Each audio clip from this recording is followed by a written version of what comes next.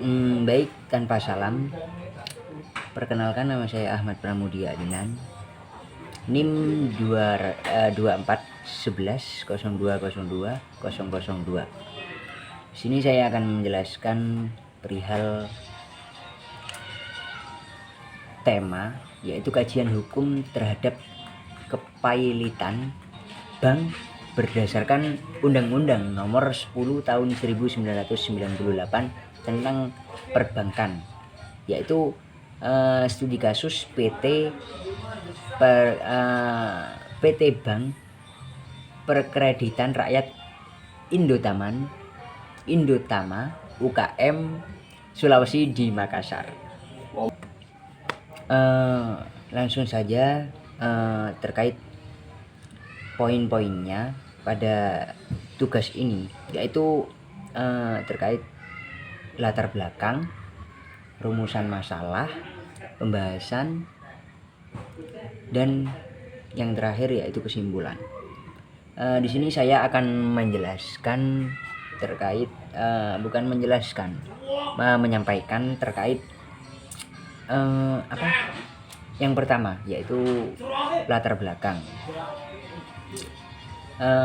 terkait isu ini, yaitu berakar pada peran vital industri perbankan, khususnya bank perkreditan rakyat atau BPR, dalam perekonomian nasional, yang berfungsi menghimpun dan menyalurkan dana serta mendukung inklusi keuangan, terutama bagi usaha kecil dan mikro. Namun sektor ini rentan, artian terhadap risiko yang dapat menyebabkan kepailitan, yang dampaknya jauh lebih luas dibandingkan perusahaan non keuangan. Kasus kepailitan pada PT BPR Indotama UKM Sulawesi menjadi contoh nyata tantangan dalam implementasi dan penegakan hukum perbankan.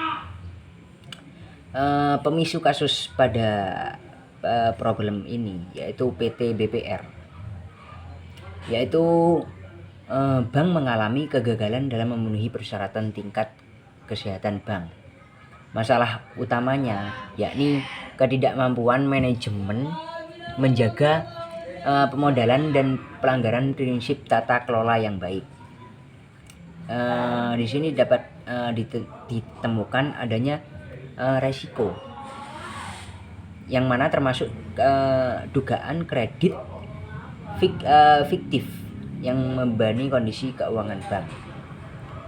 Yang selanjutnya yaitu poin kedua, rumusan masalah yang dapat saya ambil dari problem yang sudah saya jelaskan di awal tadi, dapat diambil dari pada dua rumusan masalah, yaitu bagaimana ketentuan hukum yang mengatur kepailitan bank di Indonesia. Yang kedua, bagaimana implementasi Undang-Undang Nomor 10 Tahun 1998 dalam kasus kepailitan PT BPR Indotama UKM Sulawesi. Next, poin ketiga, yaitu pembahasan. Terkait pembahasan ini yang sudah dijelaskan pada poin kedua tadi, yaitu rumusan masalah. Yang pertama, hukum kepailitan di Indonesia ini telah berkembang pada tahun 1905 hingga disempurnakan dengan Undang-Undang Nomor 4 Tahun 1998 dan akhirnya Undang-Undang Nomor 37 Tahun 2004 tentang kepailitan dan penundaan kewajiban pembayaran utang atau UU Kepailitan dan PKPU. Kewenangan pailit bank tersendiri yaitu yang tertera pada pasal 2 ayat 3 UU Kepailitan menetapkan bahwa permohonan pernyataan pailit terhadap bank hanya dapat diajukan oleh Bank Indonesia.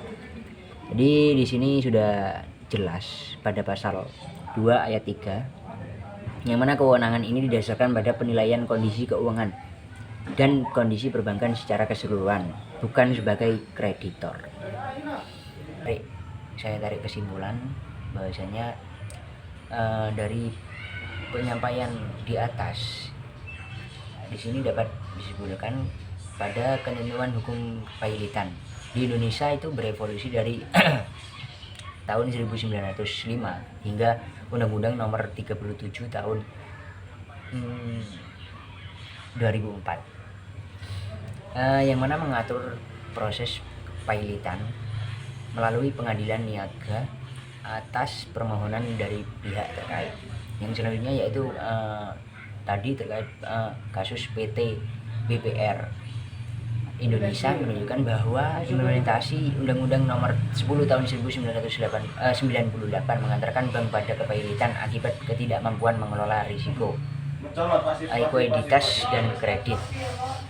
Yang terakhir dari kesimpulan ini diperlukan penyempurnaan regulasi kepailitan bank, terutama terkait kewenangan tunggal Bank Indonesia dan perlunya memperjelas hak kreditor untuk mengajukan permohonan pailit terhadap bank guna memberikan kepastian hukum.